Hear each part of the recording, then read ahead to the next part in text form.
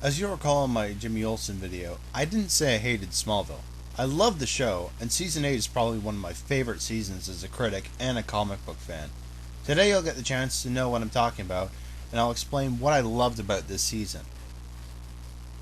Probably one of the best ideas that they had this season was bringing in the Legion of Superheroes. Cosmic Boy, Saturn Girl, Lightning Lad, Persuader. Not only do we have time travel and superheroes from the comics, but you also have provided a perspective similar to the audience's own. We're all waiting for this guy to become Superman one day. Doomsday. With Michael Rosenbaum's seat of the main antagonist empty, Smallville probably couldn't have picked a better villain from the comics to relieve him. Davis Bloom was a great character, and you could really feel for him. The monstrosity of Doomsday was the perfect challenge for Clark.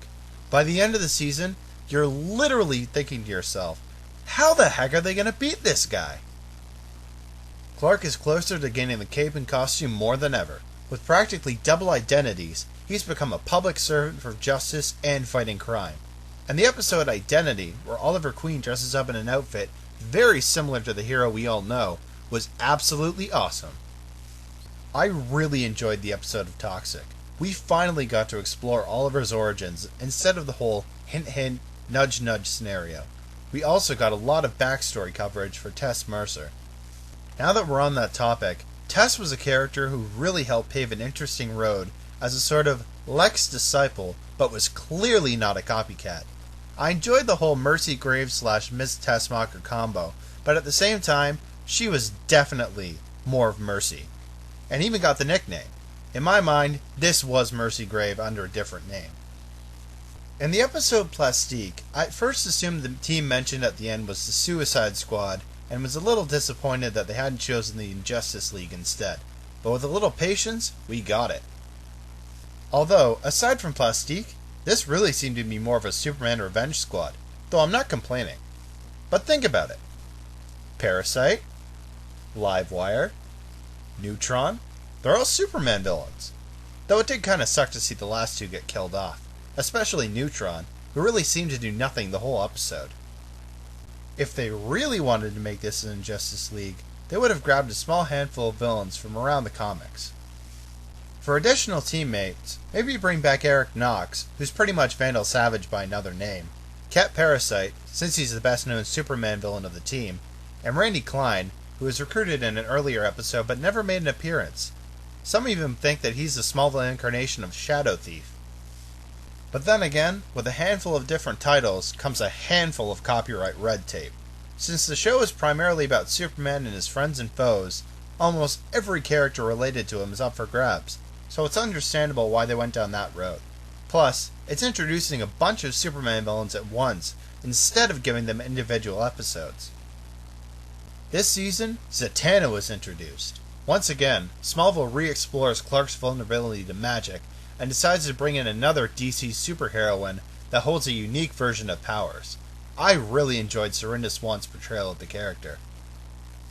Bloodline was a great episode. Kara's return was probably the pinnacle of the episode, though it was sad to see her go. Also, it was very interesting and mysterious to bring in the whole concept of Kandor is still alive, though they could have gone into better detail with that. We're talking about an entire Kryptonian civilization surviving. This is like discovering Atlantis times 100. Feora was introduced. Finally, Feora instead of Ursa. And it was awesome to see Lois go rogue with superpowers. I also enjoyed the revelation of Davis being the son of Zod and Feora. And also, we got to see our first glimpse at his recovery from death. It's kind of like, of all the families for you to be born with from Krypton, your dad has to just be the megalomaniac Venom dominating the human race.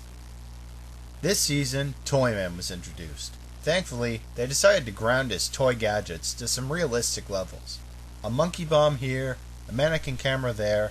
On the other hand, Clark never interacted with this guy the entire episode. The episode that revolved around Maxima was awesome. Not only are we bringing in a storyline from the Superman comics, but we're also showing one of the concerns with Clark. Even when he has a relationship with Lois, Clark will always be in love with somebody he really can't relate to, physically or genetically. The episode Infamous was absolutely fascinating. We finally got the chance to see a what-if situation. Here, it's what if Clark revealed his secret to the world? With this, things are on a slippery slope when Clark is at first relieved to have nothing to hide, then realize he's an enemy of the public. Lois and Clark are getting closer than ever this season. In her perspective, you can see that she's really feeling for him, and by the episode Committed, she downright admits it to his face. Things go from hot embers to small fires, and it's going to be awesome that they can top it next season.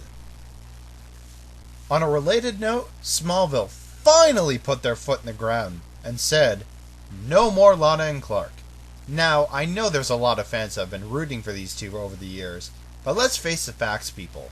Lana and Clark were never meant to be together. Everybody knows it's Clark and Lois. Besides, you've practically got 8 years of them in their tug-of-war relationship. Every season was, we're together, we're not. We're together, we're not. I am so sick of that roller coaster. Smallville needed something big to drive them apart, and they finally got it. Yeah, it was heartbreaking, but it needed to be. Kneel before Zod. What an awesome cliffhanger, guys. I expected Lex Luthor to be back, but we got an even more dangerous enemy on our hands. I don't know how he got out of the Phantom Zone, or got his body back for that matter, but I think it's going to be a great Season 9. Since Fayora said that Davis strongly resembled his father, I'm more than hoping that Sam Witwer comes back as Big Daddy Zod. Overall, guys, this is definitely my favorite season of the show. Not only does it grab you from the premiere, but by the end of the finale, you're absolutely dying to know what happens to these characters. More DC comic book characters are brought in this year, and most of their stories fit very well and are very nicely detailed. But even some of the greatest seasons aren't perfect. You've heard me talk about Smallville's strengths this season, and join me next time when I discuss its flaws. Until then, guys, adios.